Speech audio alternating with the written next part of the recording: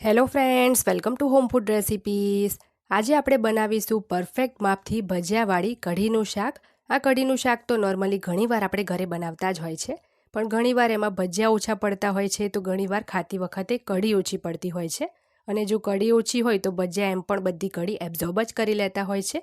તો જમવા બેસીએ ત્યારે બિલકુલ પણ એવા સંજોગમાં આપણને મજા નથી આવતી. તો એવું ના થાય માટે ભજીયા અને કઢીના પરફેક્ટ માપ સાથે આજે આપણે આ ભજીયા કઢીનું શાક બનાવીશું. તો રેસીપી જોવાનું અંત સુધી ના ચૂકતા. તો ચલો બિલકુલ પંજાબી સ્ટાઇલમાં આ કઢી પકોડા એટલે કે ભજીયા કઢી બનાવવાનું શરૂ કરીએ. તો એના માટે સૌપ્રથમ એક બાઉલમાં આપણે 1/4 કપ જેટલું ખાટું દહીં લઈ લઈશું. 1 કપની ઉપર 1/4 કપ જેટલું આપણે થોડું ખાટું હોય એવું જ દહીં લેવાનું છે.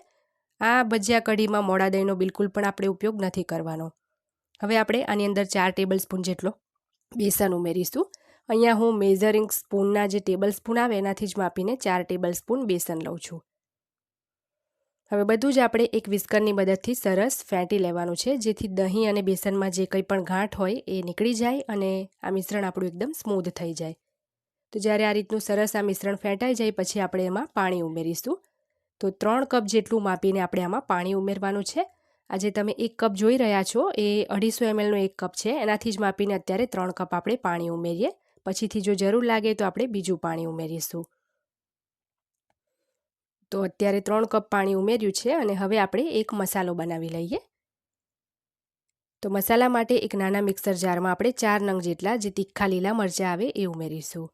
સાથે જ એમાં આપણે 20 કળી લસણની ઉમેરીશું. લસણની કળી જો એકદમ જાડી અને મોટી હોય તો તમારે 10 કળી જ લેવી. અહીંયા મેં 20 લીધી છે. અડધા ઇંચનો આદુનો ટુકડો ઝીણો સમારીને આપણે ઉમેરવાનો છે. 1 ટેબલ સ્પૂન જેટલા જે સૂકા આખા ધાણા આવે એ ઉમેરીશું. હવે આપણે આ બધી જ વસ્તુને પાણી વગર જ અધકચરી પીસી લેવાની છે. તો અહીંયા તમે જોઈ શકો છો સરસ આપણો મસાલો તૈયાર થઈ ગયો છે. આ મસાલો આપણે થોડો વધારે જ વાટ્યો છે, જેથી થોડો મસાલો આપણે કઢીમાં વાપરીશું અને થોડો આપણે ભજીયાનું જે ખીરું બનાવીએ એમાં વાપરીશું.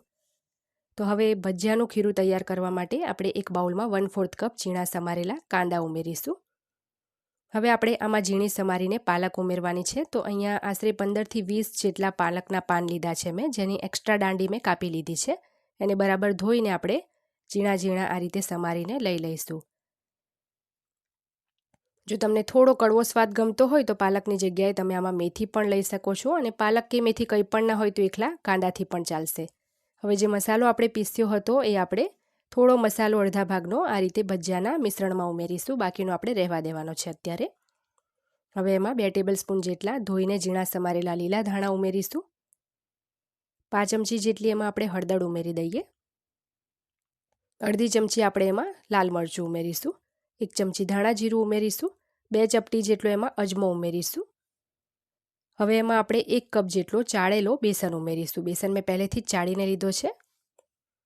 હવે સ્વાદ મુજબ આમાં મીઠું ઉમેરી દઈએ અને બધી જ વસ્તુને આપણે હાથથી જ સરસ મિક્સ કરી લઈએ આ રીતે. હવે આમાં આપણે થોડું થોડું કરીને પાણી ઉમેરીશું અને હાથથી પકડીને આપણે તેલમાં ભજીયા મૂકી શકીએ એ રીતનું મીડિયમ મિશ્રણ આપણે તૈયાર કરવાનું છે. ના વધારે પડતું ઢીલું કે ના વધારે પડતું ગાઢું. એ રીતનું આપણે મીડિયમ થીક કન્સિસ્ટન્સીનું આપણે મિશ્રણ તૈયાર કરવાનું છે. આ રીતનું મિશ્રણ ખાસ ઢીલું ના થઈ જાય એનું ધ્યાન રાખવું. હવે આપણે આની અંદર 2 ચપટી જેટલો ખાવાનો સોડા એટલે કે જે બેકિંગ સોડા આવે એ ઉમેરીશું. આનાથી આપણા ભજીયા એકદમ સરસ ફૂલી પણ જશે અને સરસ ચડી પણ જશે. તો સોડાની ઉપર આપણે 1 ચમચી જેટલું, અડધી ચમચી જેટલું આ રીતે પાણી ઉમેરીએ અને સરસ આપણે મિક્સ કરી લઈએ આ રીતે. તો આ ભજીયાને આપણે જે મિશ્રણ છે એને રહેવા દઈશું 5-1 મિનિટ સાઈડ ઉપર. ત્યાં સુધીમાં આપણે પહેલાં કઢી ઉકાળવા મૂકી દઈએ, કારણ કે કઢીને ઉકળતા વાર લાગશે. તો એના માટે એક કડાઈમાં 1.5 ટેબલ સ્પૂન તેલ ઉમેરીશું. સાથે જ કઢીનો સ્વાદ સારો આવે એ માટે 1 ટેબલ સ્પૂન એમાં આપણે ઘી ઉમેરીશું. તેલ અને ઘી સરસ ગરમ થઈ જાય એટલે અડધી ચમચી એમાં મેથી ઉમેરીશું. સાથે જ 1 ચમચી રાઈ ઉમેરી દઈએ. અડધી ચમચી એમાં આપણે જીરું ઉમેરી દઈએ. 5 ચમચી જેટલી એમાં હિંગ ઉમેરી દઈશું. 1 મીઠા લીમડાની દાંડી લીધી છે, આ રીતે પાન છૂટા કરીને ઉમેરી દઈએ. અને હવે જે મસાલો આપણે અડધો બચાવીને રાખ્યો હતો એ બધો જ આમાં ઉમેરી દઈએ. હવે એમાં 5 ચમચી જેટલી હળદર ઉમેરી દઈશું અને બધી જ વસ્તુને આપણે મિક્સ કરીને 1 મિનિટ માટે એને સતળાવા દઈએ.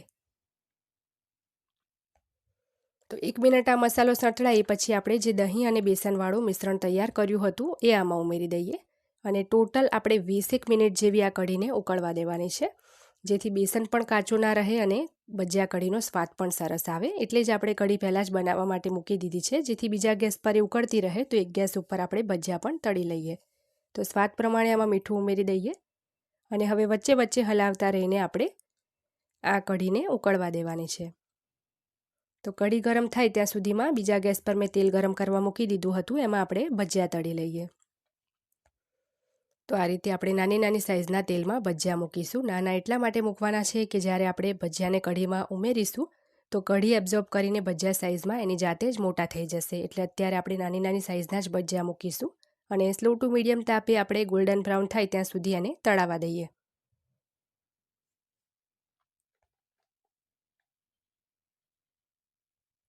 અહીંયા 4 થી 5 મિનિટ જેટલો સમય લાગ્યો છે અને તમે જોઈ શકો છો ભજીયા સરસ તળાઈ ગયા છે. તો આપણે એને એક ટિશ્યુ પેપર ઉપર બહાર કાઢી લઈએ અને બાકીના ભજીયા પણ સેમ આ જ રીતે આપણે તળીને કાઢી લેવાના છે.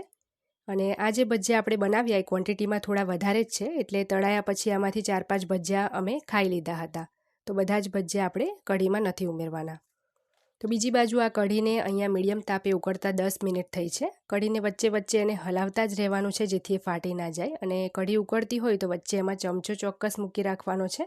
ચમચો આ રીતે જો ઊંધો કરીને મૂકી રાખશો તો કઢી ઉકળીને બહાર નહીં આવે. અને મીઠું તમારે ચાખી લેવાનું છે, જો ઓછું લાગે તો સ્વાદ પ્રમાણે મીઠું ઉમેરી શકાય. હજી બીજી 10 મિનિટ આ કઢીને આપણે ઉકાળવાની છે. ટોટલ 20 મિનિટ જેવી આ કઢીને આપણે ઉકળવા દઈએ. અને જો તમને વચ્ચે વચ્ચે લાગે કે કઢી વધારે પડતી જાડી થવા લાગી છે તો 1 કપ પાણી આમાં બીજું ઉમેરી દેવું. તો મેં પણ કઢી ઉકળતી હતી તો વધારે જાડી થઈ ગઈ હતી, એટલે 1 કપ પાણી આમાં એડ કર્યું હતું.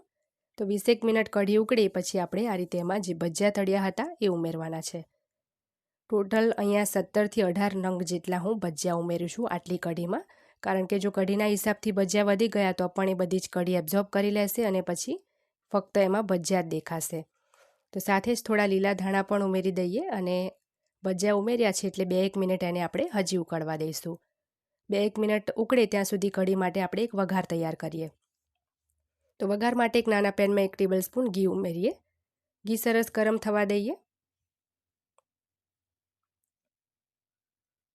ઘી ગરમ થઈ જાય એટલે અડધી ચમચી એમાં આપણે જીરું ઉમેરીશું અને જીરુંને એકદમ સરસ આપણે બ્રાઉન થવા દેવાનું છે. આ રીતે સરસ જીરું બ્રાઉન થાય એટલે 5 ચમચી એમાં હિંગ ઉમેરીશું. હવે એમાં 1 ટેબલ સ્પૂન જેટલું ઝીણું સમારેલું આપણે લસણ ઉમેરી દઈએ અને સરસ લસણને આપણે શેકાવા દઈએ. લસણને અહીંયા એકદમ પડતું લાલ બ્રાઉન નથી કરવાનું આપણે, થોડું આ રીતે સતળાઈ જાય એટલે આપણે એમાં 3 નંગ જે સૂકા લાલ મરચાં આવે એ ઉમેરીશું. સાથે જ હવે આપણે 1 ચમચી કાશ્મીરી લાલ મરચું પણ ઉમેરી દઈએ. કાશ્મીરી મરચું ઉમેરીને તરત જ ગેસ બંધ કરી દેવાનો છે, નહીં તો એ બળી જશે. હવે તરત જ આ વઘારને આપણે જે કઢી ઉકળે છે એની અંદર એડ કરી દઈએ. આ રીતે આ ભજીયા કઢીને ઉપરથી પણ વઘારશો તો એનો સ્વાદ એકદમ જબરજસ્ત આવે છે. જો આ વઘાર તમારે સ્કીપ કરવો હોય તો એ પણ કરી શકાય. તો હવે આ પંજાબી સ્ટાઇલના આપણા કઢી પકોડા એટલે કે ભજીયાવાળી કઢીનું શાક તૈયાર છે. તો એને હવે આપણે સર્વ કરી લઈએ. કન્સિસ્ટન્સી પણ અહીંયા એકદમ પરફેક્ટ છે, ના વધારે જાડી છે ના વધારે પતલી છે. તો આ કઢી પકોડાને તમે રોટલી સાથે, ભાખરી સાથે, પ્લેન રાઈસ સાથે, જીરા રાઈસ સાથે ખાઈ શકો છો. ખાવામાં એકદમ ટેસ્ટી લાગે છે અને કઢી અને ભજીયાનું અહીંયા જે માપ છે એ પણ એકદમ આપણે પરફેક્ટ લીધું છે. તો આ રેસીપીને ફોલો કરીને એકવાર તમે આ પકોડા કઢીનું શાક ચોક્કસથી ટ્રાય કરજો. ઘરમાં બધાને ખૂબ પસંદ આવશે. જો આજની આ રેસીપી પસંદ આવી હોય તો ચેનલને સબસ્ક્રાઇબ કરી બેલ આઇકન દબાવવાનું ના ભૂલતા. ફેસબુક પેજને પણ લાઇક કરી અને